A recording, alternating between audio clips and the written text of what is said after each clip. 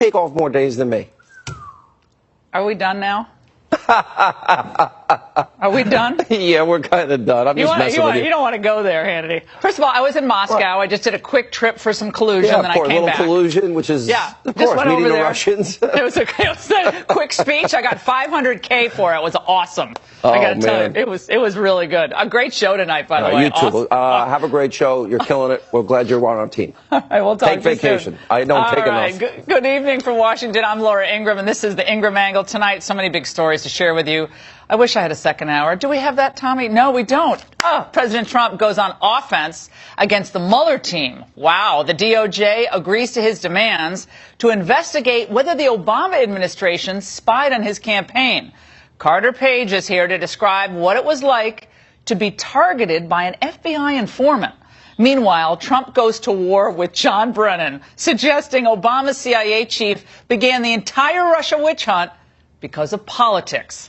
Plus, we have a stunning report on the immigration crisis. No one talks about this. Chain migration, it's a nightmare.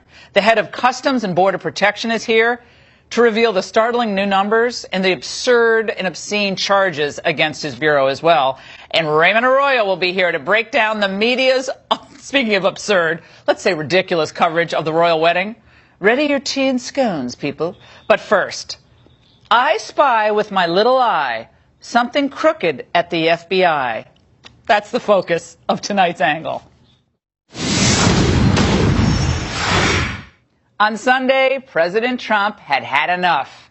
He pointedly tweeted, "I hereby demand, and will do so officially tomorrow, that the Department of Justice look into whether or not the FBI, DOJ, infiltrated or surveilled the Trump campaign for political purposes, and if any such demands or requests were made by people within the Obama administration."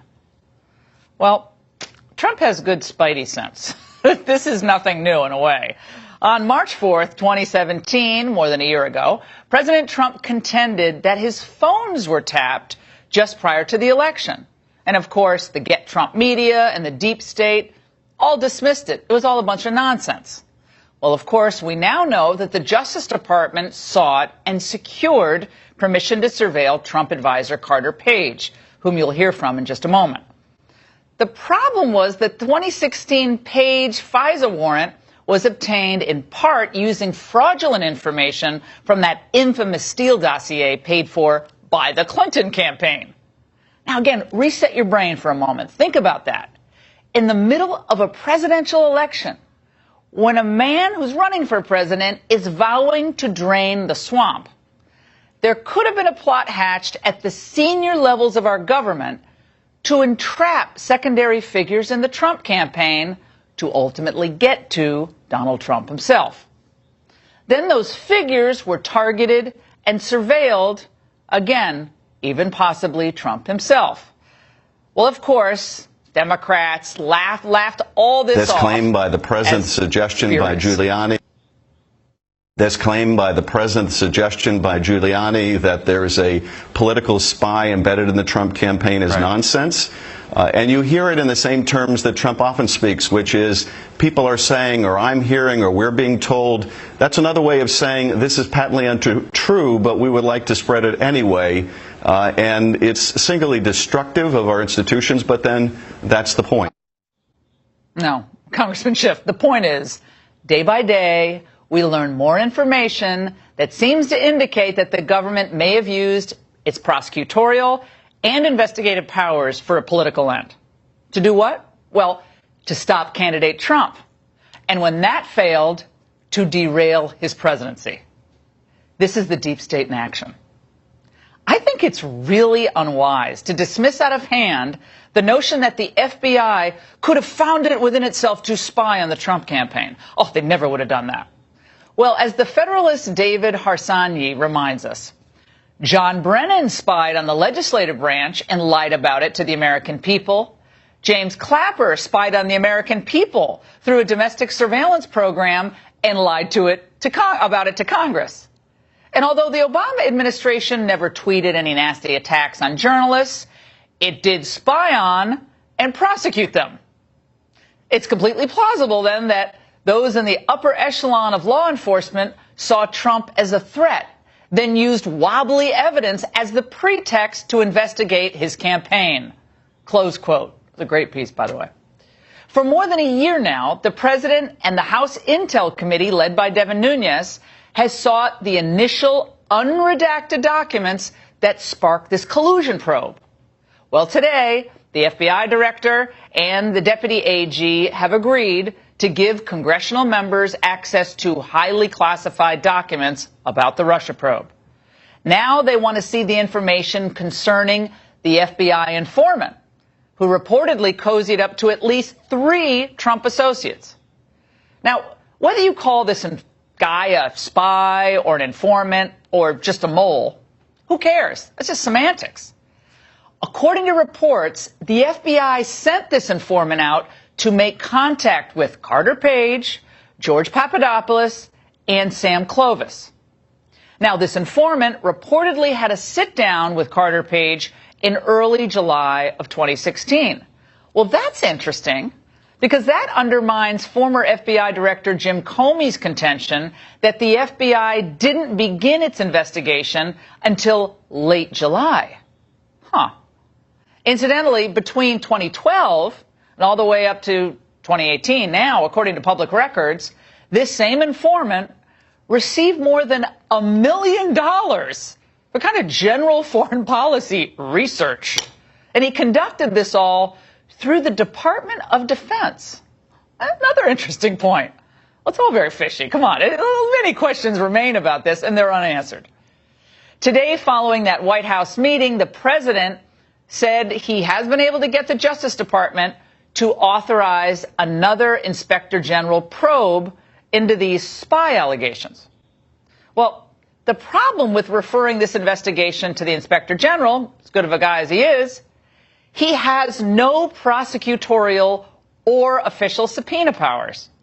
So even if he does find rank abuse by Obama officials, or perhaps, who knows, even Obama himself, if he knew about it, the Inspector General will only be able to refer that information to the Justice Department. What good does that end up doing? Well, the president and all of us do have a right to know the names of any and all Americans who were surveilled as part of this anti-Trump hit squad over at the DOJ. And when we finally get to the bottom of all this, we should have the names of any officials, current or former, who were part of what I believe was an obscene abuse of power. They should be held accountable, all of them, to the fullest extent of the law.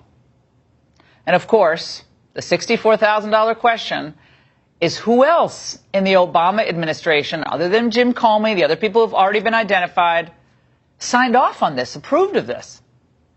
How much did Attorney General Loretta Lynch know about Crossfire Hurricane?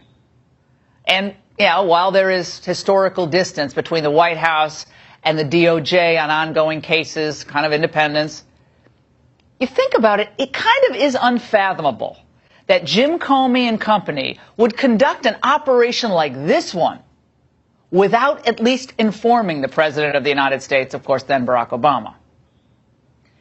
As long as these questions hang out there, I really believe that Americans, more and more of them, are going to think that our government tried, and maybe is still trying, to pull off a political coup against the anti-establishment figure, Donald Trump. And that's the angle. All right, joining us now for reaction is the aforementioned Carter Page, a former Trump campaign advisor whom the FBI surveilled, as well as Michael Caputo, a former Trump campaign aide, who has been interviewed by Special Counsel Robert Mueller's team. Gentlemen, it's great to have you both on tonight. Thank you so much for joining us. Carter, let's start with you. You had a lot of contact with this informant, whatever we want to call him, informant, spy, mole. And I want to read one of the emails that he sent to you that was released by, I think it was Daily Caller, got this initially.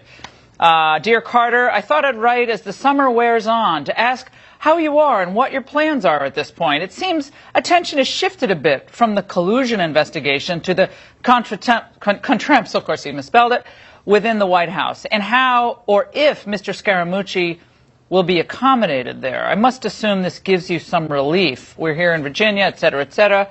Be in touch when you have the time. Would be great to catch up. We're not mentioning the informant's name, but Carter, when did you first meet this informant that we now know is an informant? And just briefly tell us about that exchange. Well, again, similar to you in terms of being cautious about identity, I have also, I never knew anything about the person I was speaking with, who's a university professor at Cambridge in the UK at the time.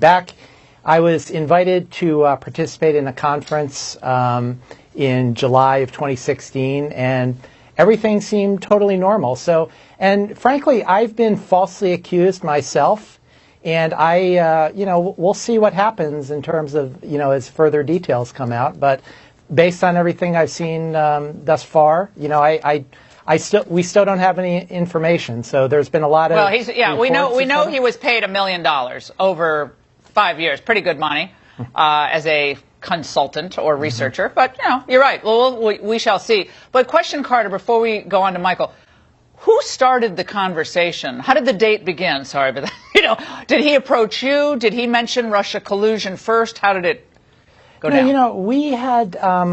It was a multi-day conference, and there were scholars and people from government, both from the United Kingdom. I know, but stay focused with me, Carter. Yeah. Did he approach you first? Did you approach him? How did you first start speaking? I don't even recall. We spent a couple days together, and there a couple days together. Well, yeah, it was a long event over several days, and right. But there were a lot of what I'm saying is there were a lot of scholars there, and you have to know the process of grooming someone. When someone is an informant, they don't just go up to someone and say, "Hey, I want to plant information on you or find out what you have." You try to win someone's trust over. That's how it goes. I never felt groomed. So if he's good at doing that, then perhaps that's part of the game. But you don't know. Stand here, right? You don't know who mentioned the Russia collusion issue first. I can't even remember. I think Russia was in the news, and I think, a lot of politics sort of revolves around various news events. And so, these various stories came up. Again, we stayed in touch for over a year. And while looking back on it, Carter, I'm sorry to interrupt, but we're limited time. Looking back on it, does anything seem odd, or just, how you know something now, you're like, oh, maybe that was a little odd, or any other contacts you had with any other people that seem now, in retrospect, given what we know now, odd, out of the ordinary, or maybe in some way improper? Well, I tend to give people the benefit of the doubt, and we'll see. Maybe this individual who we're talking about might have been a little bit nicer than I might otherwise have expected. Although, we were talking about all of the abuses that were happening with this dodgy dossier, which was first debuted in September 2016 as a way of damaging the Trump campaign and basically destroying myself. And so, and he always seemed very sympathetic about that. So, again, we'll see. I like to give people the benefit of the doubt. People that know him in Washington, in senior circles that I've spoken with afterwards, say, he seemed like a pretty decent guy. So I give. That would be the perfect person to use for maybe I'm just cynical, been around Washington too long. Carter, if only they gave you the benefit of the doubt, like you're giving other people the benefit of the doubt. Michael, let's go to you. You've been through the meat grinder at the Mueller investigation. He has the legal eagles, all these really highly skilled interviewers, prosecutors on his side. Many of them, not all of them, but many of them, I believe, have a built-in animus against Donald Trump. You are very angry that you've been dragged into this as a former associate of Roger Stone. You also did some work for the Trump campaign. Tell us what you think. You just heard what Carter said about this, reported informant for the FBI. Well, I think Carter's been through more of a meat grinder than I have, and he's handled it as a gentleman. In fact, when I first heard about this stuff, I think in 2016, 2017, about Carter, I wasn't very kind in my criticism, and I think You know, it looks like they were really abusing Carter. I think they were really treating him poorly, and I think a lot of us owe Carter an apology because we didn't wait to hear the truth at the end, and now we're finding out that his country was really failing him for months and months and even years. I'm angry. I'm surprised that Carter's not. He's a greater man than I think. But I'll tell you, this is really sick and twisted stuff. And like Carter said, this gentleman who shall not be named has a reputation of being very pro-America, very patriotic. And if, in fact, you know, he was brought into this under false circumstances or false pretenses as well, he'd be the kind of guy that a deep state would target. Yeah. Well, the dossier was the basis for getting this FISA warrant. I don't care what these people say. It was all a big lie. Without this dossier, Carter Page would not have been surveilled in the fall of 2016. That would not have happened. That's why they were running to that Russian oligarch, Oleg Deripaska, to try to get him involved. And he's like, I don't even like Paul Manafort. This is ridiculous. So they were doing everything they could. They were working the Page angle. They probably were working this informant angle. And they brought you in, Michael, which we'll get to in a moment. But I want to play for you what Sally Yates, the acting attorney general at the very beginning of the Trump administration, she's the one partly responsible for interviewing Michael Flynn at the beginning, what she said today on Morning Joe. Let's watch. I think what we're seeing here is the president has just taken his all-out assault on the rule of law to a new level. Mm-hmm. And this time he is ordering up an investigation of the investigators who are examining his own campaign. You know, that's really shocking. Rod Rosenstein is trying to strike a balance here between diffusing this situation, but also protecting the rule of law and the institutional integrity of the department. Carter Page, as I pointed out in the opening angle, the government under the Obama administration had surveilled people and lied about it. And whether it was Clapper, whether it was the FBI under Holder surveilling journalists, they have a history of having a problem telling the truth on surveillance. So for Sally Yates to run out there and say, oh, well, that Donald Trump's attacking the rule of law, come on, your reaction. Well, you know, just going to Michael's point about, you know, things they did to me, President Trump during the campaign would often say, this is not about me, this is about us. And I think of all of the terrible things that happened to so many people like Michael, like, you know, some of the other people who were involved allegedly with this informant. I actually, you know, spoke very positively. I got a positive impression about this informant, and a couple of people I mentioned him to in the campaign, you know, I was a pretty positive endorsement. So I hope and pray that, you know, all these allegations turn out to be false. And part of why I'm somewhat open about my communications with him is that it'll lead to some truth finally from the Department of Justice. I've been asking for, you know, DOJ to own up to these things. And it's funny, the defamation suit I have against a top media organization and DOJ, the media organization is actually much more honest than the false pleadings by the DOJ so far. Right. So hopefully they clean up. We got to play this James Clapper for Michael. He's basically just justifying the use of any type of informant here. Let's watch. The focus here, and as it was with the intelligence community, is not on the campaign per se, but what the Russians were doing to try to instantiate themselves in the campaign or to influence or leverage it. So if there was someone that was observing that sort of thing, well, that's a good thing because the Russians pose a threat to the very basis of our political system. Michael, so you see a pattern here? Former Obama administration officials justifying spying on, surveilling, whatever you want to call it, putting a mole in on an opposing campaign and a hotly contested election year. Final thoughts. I'll tell you. You've spent time in Russia. Carter and I both have. In Russia, they call this Siloviki, the national security leadership that secretly spies on the entire citizenry of Russia. And here we are in the United States with our own Siloviki underneath President Obama. Let me tell you something that I know for a fact. this informant, this person that they tried to plan into the campaign and even into the administration, if you believe Axios. He's not the only person that came at the campaign. And the FBI is not the only Obama agency that came at the campaign. I know because they came at me. And I'm looking for clearance from my attorney to reveal this to the public. This is just the beginning. And I'll tell you, when we finally find out the truth about this, Director Clapper and the rest of them are going to be wearing some orange suits.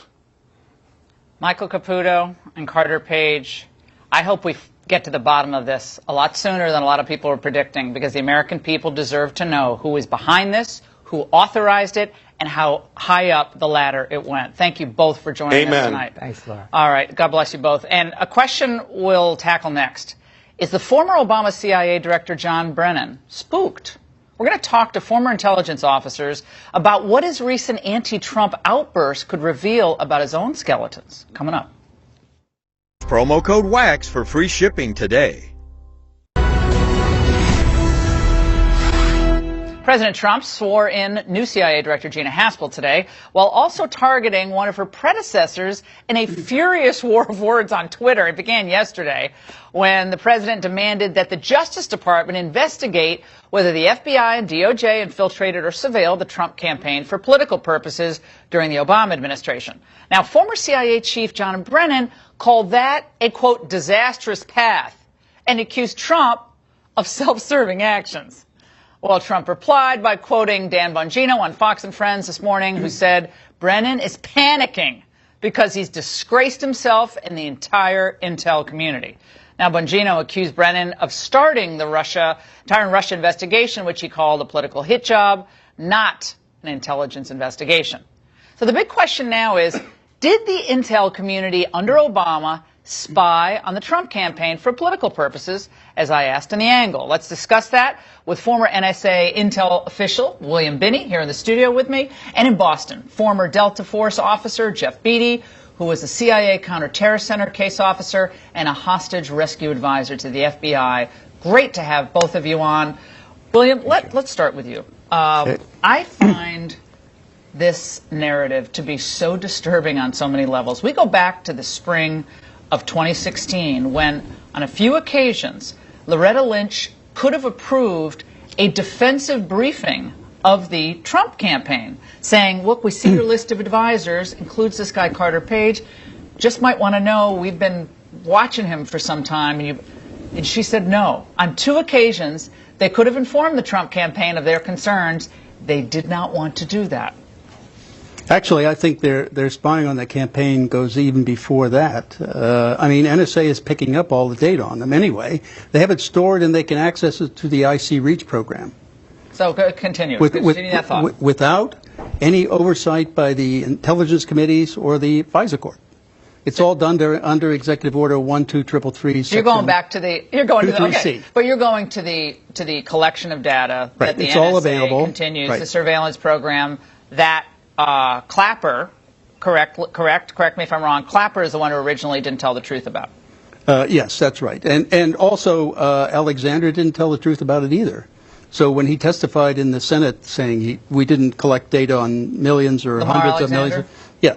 Well, Keith Alexander. Okay, I'm sorry, Keith Alexander. I'm like, Lamar, what did he have to do with it? Okay, let's stay focused. We want to stay focused on this current issue, because I want to stay focused on John Brennan, okay? Because John Brennan, back to March 21st of this year, was throwing out all sorts of theories to hurt the president. Let's watch. Yeah. I think he's afraid of the president of Russia. Why? Well, I think one can speculate as to why. That the Russians may have something on him personally that they could always roll out and make his life more difficult. Jeff, I heard that. They may have something on Trump that they may roll out in the future. How does that make the intel community look good when Brennan is on TV speculating that one of our adversaries has information on him, when that dossier has been debunked and phony and paid for by Hillary Clinton? I find that watching that again today was outrageous. It is outrageous. You know, I mean, here you have, well, he's playing to his base. He's no longer a government official. He has a political base, and that's what he's playing to. And I hate to say it, but we could speculate on this.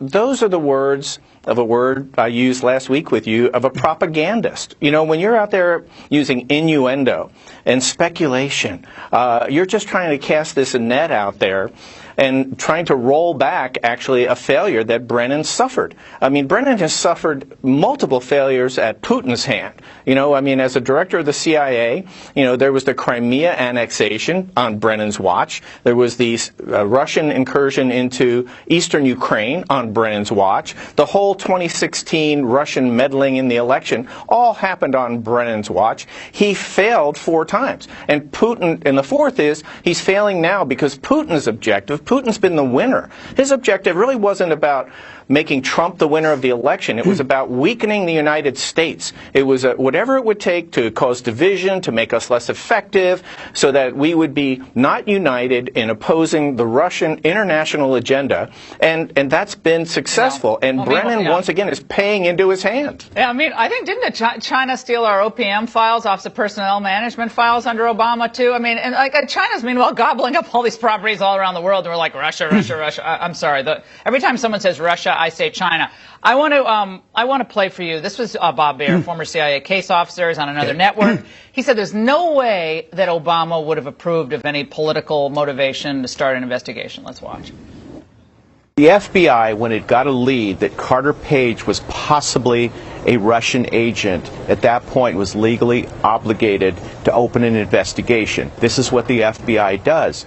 But I guarantee you the President Obama did not call up the FBI and say, open up a political investigation into Donald Trump. It just did not happen. So he's conflating these two things, a counterintelligence investigation and a political, dirty tricks. Oh, that's a red herring, though, William. Whether or not he ordered it, the idea that they would put a informant or a mole and not inform the President of the United States? Hold on a second, Jeff. Let's go to you, William, on that. Well, just think of the Steele dossier. I mean, that involved the FBI, the DOJ, and CIA. And, that kind of relationship only comes to a point at the President. That's the only person that has control of all of them and can tell them all what to do. Given your vast government experience, intel community, when they lie, when they don't lie, scale of 1 to 10. 1 being the least likely, 10 being the most likely that Obama knew about this investigation. I would say 10. Jeff? Yeah, I would agree that they have to know what's going on. And if they didn't, then they're not doing their job. Well, let's remember Susan Rice's email to herself, which I mention at least once a show. So here it goes. Ready? She writes an email to herself, National Security Advisor, on Inauguration Day, right after noon. So officially Trump is president then, but nevertheless. President Obama began the conversation by stressing his continued commitment to ensuring that every aspect of this issue is handled by the intelligence and law enforcement communities by the book. The president stressed that he's not asking about initiating or instructing anything from a law enforcement perspective. He reiterated that our law enforcement team needs to proceed as it normally would by the book. She mentions by the book 2 times. Yeah. Jeff, and then William, and close it out. Methinks thou dost protest too much. I mean, that's what that smells like. Who writes an email like that? Who writes an email like that? Well, nobody. But the other thing that I hope the president does is goes on the offensive. I hope that he's going to go on the offensive. Verbally, that's great, but there are tools at his disposal. Like what? That the president can go on the offensive. Well, you even have civil suits. There are government employees are protected. Hard to sue them because they've been protected by a law Congress passed. However, you have a lot of people here who are not government employees. Christopher Steele. You have peripheral people who you can start putting pressure on the whole opposition to you by going after them possibly civilly. Yeah. How about rewards? Creating a reward system for people who can really tell us what happened. Whistleblower. Hold on, we're almost out of time. Finally, on that point he just made. Well, I just think that this is all a Wizard of Oz game. They're trying to cover up the crimes they've been committing, and they're trying to do it and justify it by writing memos that say things that they're not really doing. By the book. By the book, guys. We're all doing it by the book. William and Jeff, great to see you as always. While the media ignores growing evidence of misdeeds by Russian investigators, they obsess over the British wedding. Stay there. Hi. We're looking. But culturally, it looks like some are dying to go back. The fawning coverage over this weekend's royal wedding in Windsor ran from the ridiculous to the sublime, but it was mostly just ridiculous. With analysis, I'm joined by New York Times bestselling author, Fox News contributor Raymond Arroyo. Raymond, shocking that. Well, you were up early with... No, I was not up early. You were. No, I wasn't. The Washington Post said this about the royal wedding coverage. Yeah. TV's delectable coverage of the royal wedding created a safe space for dreamers. I was one of those dreamers. I was sleeping. Wait, you mean dreamers like immigrants? I guess they mean dreamers who want to go and have a royal romantic wedding. But what I loved about this, after the wedding, I watched the coverage of some of this. That was much more interesting than anything that happened in the wedding, starting with CNN. Watch this. People are missing the moment. This is this is the beginning of a revolution worldwide. It'll be all the rage next season. I have the lunch menu. Richard Quest breaks in with the lunch menu. What? Why is this a revolution? revolution? Why is Don Lumen, God bless him, why is he saying it's a worldwide revolution? Because the dress? I don't know what it was. By the way, say yes to that dress. I imagine it was a beautiful dress. She looked beautiful. It was boring. It was classy. I liked it. Well, I don't care.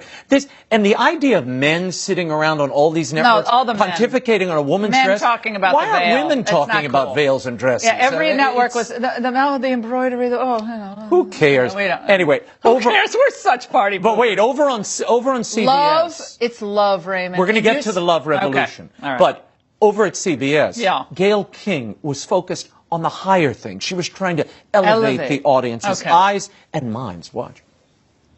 Pippa got a lot of attention because everyone was raving about her bottom, and I thought, is that a big bottom? I don't think so. But she got a lot of attention for her bottom that people thought was perfection. Guess that's a matter of opinion. I've seen some big bottoms. I didn't think that was one, but okay. Oh, boy.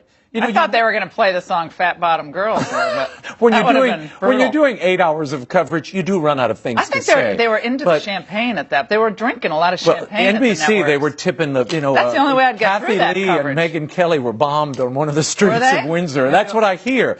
And then over at, well, really, it was two networks. This did something to these anchors, Laura. No. Being there in Windsor with the royals and the carriage and all of it, it transformed them somehow.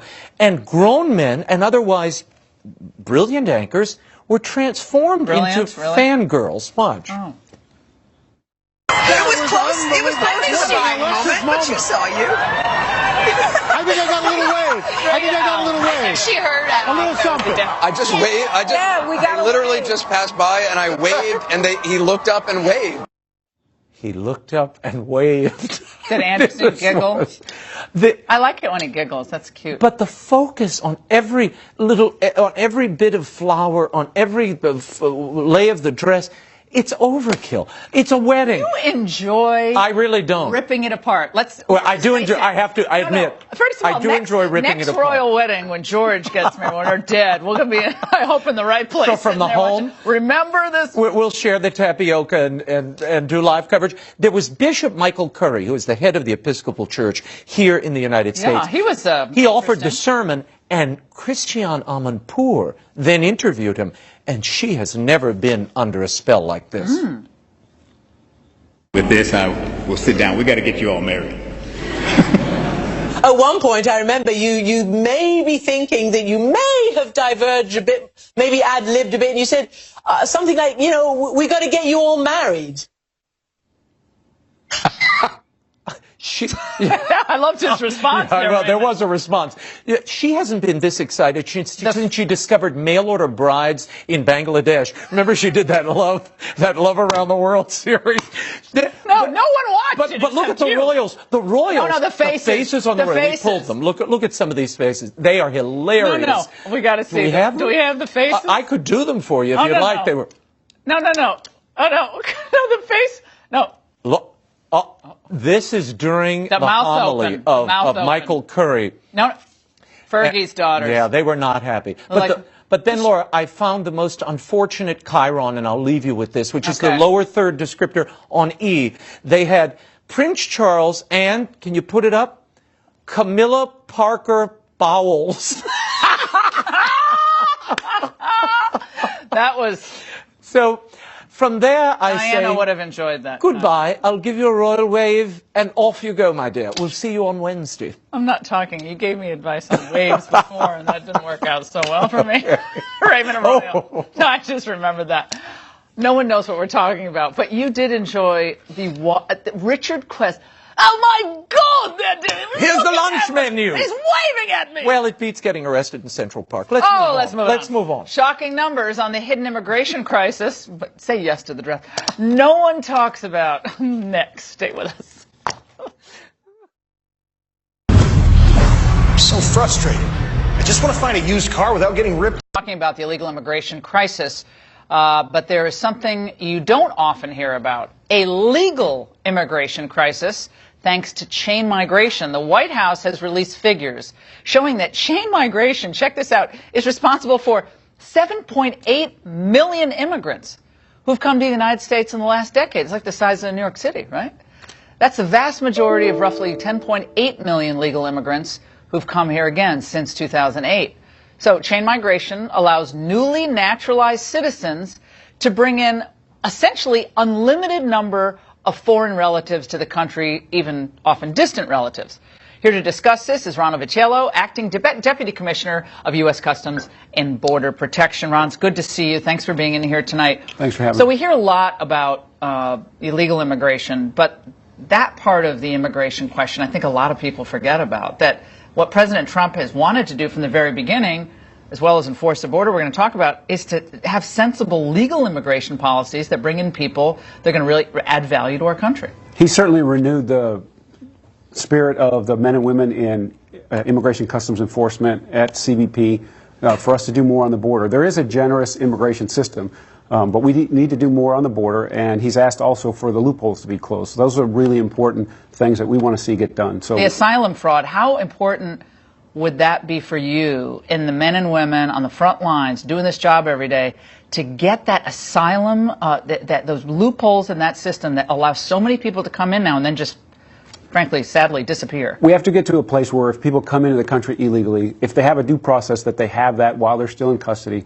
so that they're not abusing the system as So it in is other words, now. they don't flee and never show up for their hearing, Correct. which is what they often do. Correct. So that's why we're asking for these loopholes to be closed, because we can do more on the border. We are doing better on the border. With this president, we have new wall going in. We have the National Guard deployments. Tell us about the wall, because I hear conflicting things about the wall, because we heard that the omnibus funded the wall, but then we heard it actually didn't fund the wall, and the president wasn't told the truth about that. Certainly not the wall that he wants. So we're installing a wall right now, Calexico, California, which is replacing dilapidated fence that was on the border now. So we've got new capability going in there, new capability in Santa Teresa, New Mexico, replacing vehicle fence with border wall. We have projects and planning underway for South Texas and San Diego for replacement in California.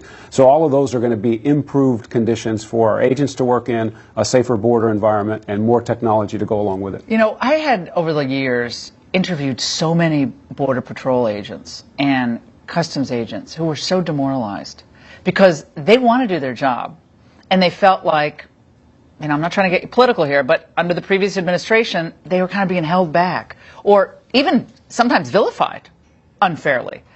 Tell me about just the general, you referenced it briefly, but the general mood of the people who have to do this job. And oftentimes, it is not a safe job. It is a very difficult job. They take enormous risks, and they want to be successful. So the renewed focus on border security has been very important for us. So adding capability, doing better, doing it in a safer environment, and giving what the American people want. They want a safer border. And now we have this opportunity with this president to try to get more of that capability down there so that we can do our jobs. Tell me what you all need Congress to do. You have Republicans in charge of the House, Republicans in charge of the Senate, and a Republican president who made border enforcement a primary focus of his administration. So we want him to prioritize investments so that we can add capability. So the border wall system, we're trying to hire agents. We need to do that. And we also need these loopholes closed. We need the loop to be closed on the asylum system. We need to have a way to hold people when they come into the country until their time to be removed, once they have the due process. So if we can do all of those things at the same time, we'll have a much safer border. Fewer people will try to take that dangerous journey.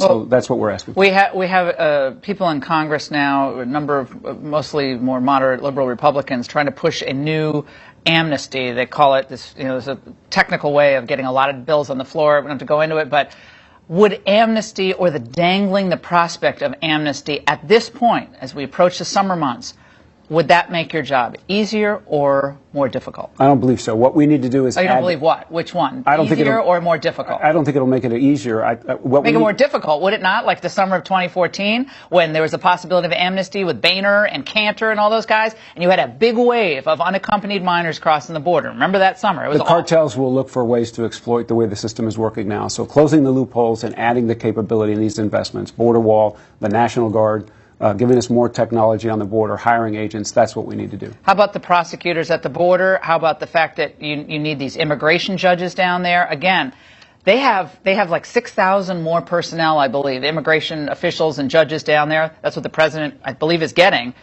But when you have tens of thousands of people crossing in a 3- and 4-week period, I mean, you need more than that, do you not? So the Justice Department is stepping up. They're adding resources. They went to the 100% prosecution. So the Secretary has directed us to refer all people who cross the border illegally for prosecution. And so we're starting to ramp up those capabilities as well. What we've learned over the years, if you apply a consequence to people when they're doing illegal activity, you'll get less of it. Yeah, heaven forbid you actually have consequences for illegal activity. Keep us updated, because I think the American people need to hear from you directly. You guys are doing the job. That's and right. we need to hear from you directly what you need. There's no politics here. What you need to get the job done, period. Will you keep us informed? Happy to do that. We really appreciate it. And stay right there, because we have information on school shootings that will absolutely amaze you. We will show you proof that almost everything the major media are telling you about the school shooting epidemic is actually wrong. Go away.